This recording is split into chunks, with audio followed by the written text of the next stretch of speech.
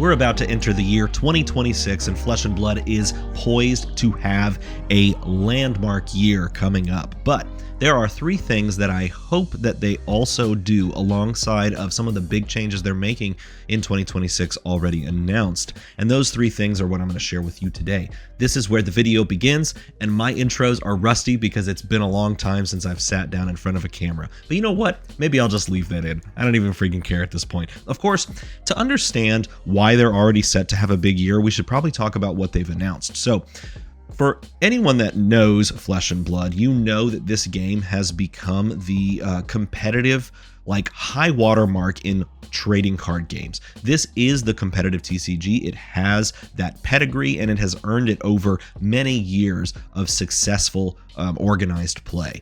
And one of the biggest things holding it back from being even bigger and better and bringing more people into that competitive play system is the price and barrier of entry. And so, recognizing that, LSS has made a couple of announcements already and pushed towards an easier new player experience and new player onboarding in the form of a brand new format called Silver Age. Now, they've taken the Living Legend format and the Blitz format, and they've kind of pushed them aside a little bit to make room for this new format, which is essentially an upgraded form of Commoner. You can build decks out of only common and rare cards, and the games themselves are played with younger heroes, allowing players to pick up decks for like $20 a pop. Meaning that if you wanted to join the competitive play experience that Flesh and Blood offers, which is honestly peerless on the market right now, you can do so by buying a $20 deck and immediately go and start winning games, which is really cool. Okay, look, that is a very good way to address the onboarding issue that is deck prices at the highest competitive levels.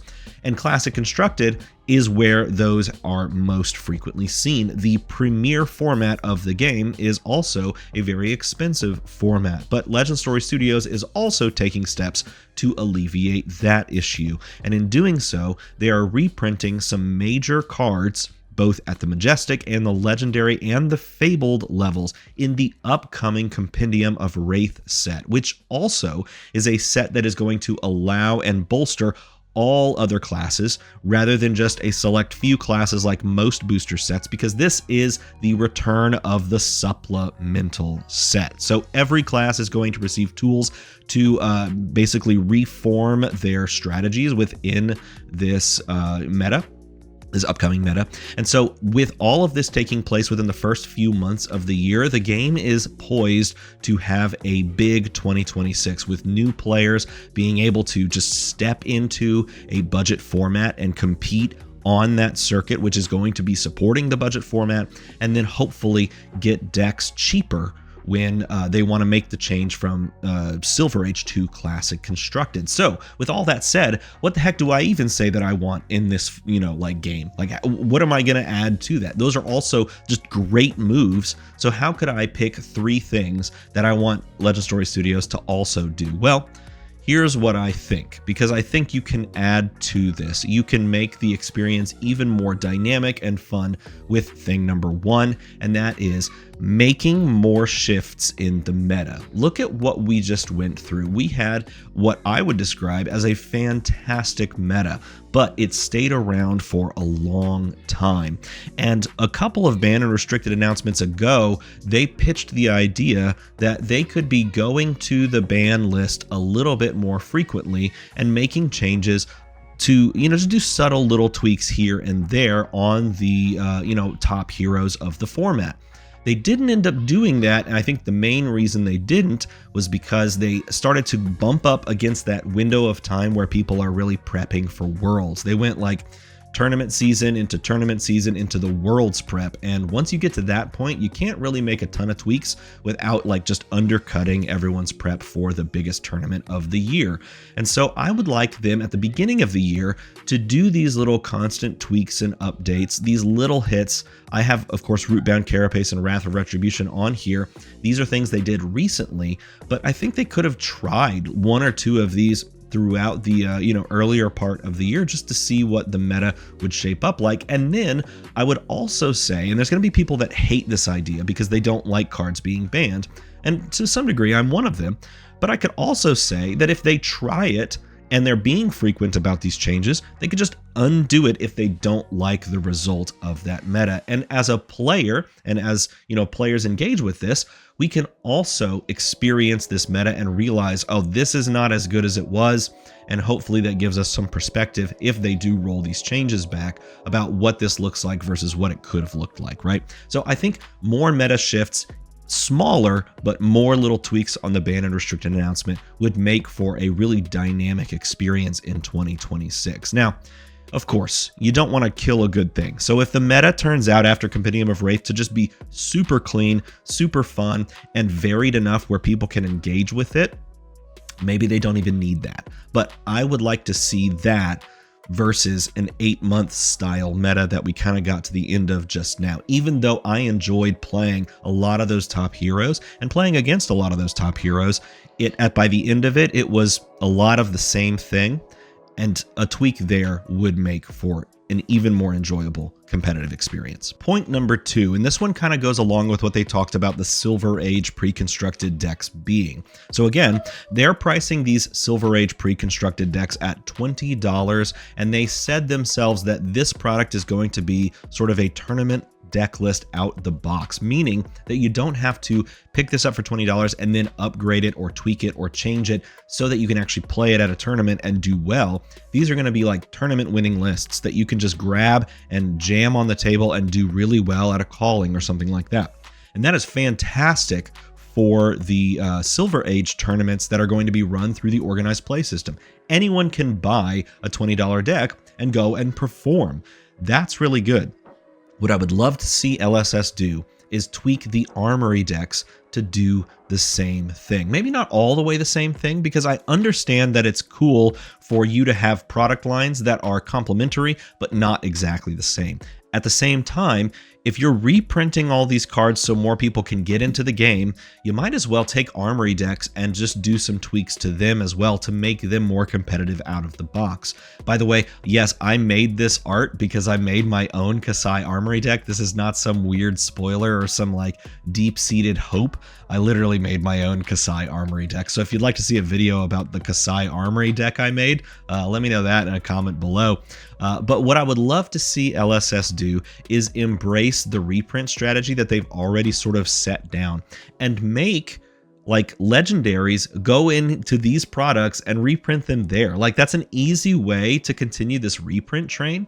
For example, it was Monarch, the fourth set, that's right, I had to count because it's been so long, the fourth set ever released where we got the legendary boots for warriors. So if you wanted to pick up Valiant Dynamos, you have to get your stock from Monarch, either Monarch Unlimited, which there was a lot, of course, but I'm using this as an example.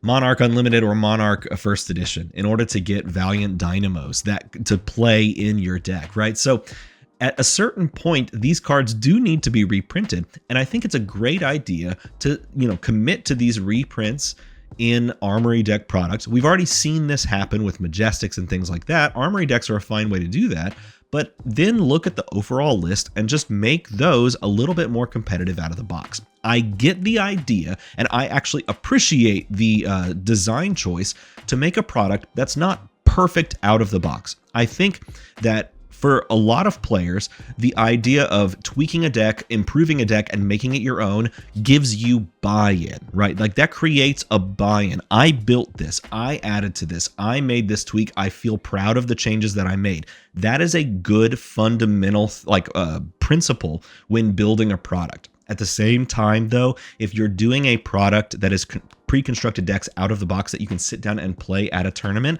I don't see why we can't push these products to be more like that. So Armory decks taking a little bit of a knock up. That's a weird way to say that. Anyway, Armory decks getting a little bit better as a competitive sort of viable option off of the shelf. I would like to see that change made in 2026. And finally, point number 3, and I understand I might catch a lot of flack for this one. More pirates. Okay, look, Here's the thing, if you thought you'd get out of 2025 without me mentioning pirates one more time, you're dead wrong. And I know there's going to be someone down in the comments that are like, of course, this guy's all about pirates. First of all, shut up. This is my YouTube channel. Go make your own, okay? If you're going to hate on me for saying pirates one more time, go take yourself, walk your happy self over there and have a great time, okay? Because here, in this house, we stand pirates, okay? Look, but here's the other thing about it. Pirates were the best part of 2025, hands down. Clearly, it's obvious. Tell me what the best set of 2025 was. Put it in the comments, okay? I will tell you this. I actually posted a poll and people voted. And spoiler alert for tomorrow's video when I do the awards show, but spoiler alert, it's the best set. It's everyone's favorite set of 2025. So you know what? First of all, more pirates. You can't have too much of a, well, maybe you can't have too much of a good thing, but not pirates. You can't have too much of a good pirate thing. Doesn't work. Either way, pirates were the best part of 2025. And the cool thing about what LSS did with pirates in Flesh and Blood is that it's its own class, but it has sort of tied itself to this idea of a dual class mentality, meaning that LSS can take the pirate class and attach it to all other classes and experiment with what it would look like for a pirate warrior to exist. Okay, look, Kasai's already a pirate. Everybody understands this. She does the pirate thing already. So she's already the perfect prototype. Give her a hat that makes her become a pirate so she can play Golden Tipple. Nothing will ever go wrong, but that would actually be horrible. Either way, but yes, pirates can be applied to all classes. Think about what it would be like to play a pirate wizard. That might be really cool. What would it look like to play as a pirate brute? Holy crap, it'd probably be awesome. I'm just saying, like high tide with brute mechanics, maybe there's something there. That would be a fun thing to explore. It was the best set that came out this year. It provides a lot of interesting design space, changes, ideas, tweaks. You could really dive in and try weird things. Everybody can interface with pirates. That was one of the biggest things that I saw when High Seas released, is that it was so incredibly easy to dress up and show up at your like pre-release as a pirate. Like I was sitting across from pirates, and just playing the game. I was wearing this hat. I was giving out pirate gold. We were playing with Treasure Island. I mean, it was simple to just throw on a couple of pirate outfits and go and have a great time. That is not easily said with other, portions of the lore of this game, which are more of like that dark fantasy aesthetic, cool aesthetic. But with pirates, you can get everyone involved. So that's what I want in 2026. I want them, maybe not a full set. I mean, I would love another full set of pirates, and I think that it would do quite well based on how the first set performed. The only thing holding that set back was supply issues, but based on the overwhelming success that was, I could see them doing another, pirate hero or like a mini set, make a pirate mastery pack. I think that would be fantastic. You could do a full-on pirate set number 2. That would be a great way to, create the sort of pirate connections to all other classes. It just makes sense. In 2026, they should make more pirates. Well, there you go. Those are the 3 things that I would personally love to see them do in 2026 to make it an even better year than it's already going to be. But what did I miss? What did I forget? Please tell me that in a comment down below. Thank you for your patience while I was gone traveling for the holiday season. We are going to be back and better than ever in 2026 with a couple of maybe tweaks to the channel, some changes about how we go about things, maybe some, happy changes and some sad goodbyes. But either way, that is a video for another time. If you enjoy this type of content, make the number, go to the other number, and as always, thanks for watching.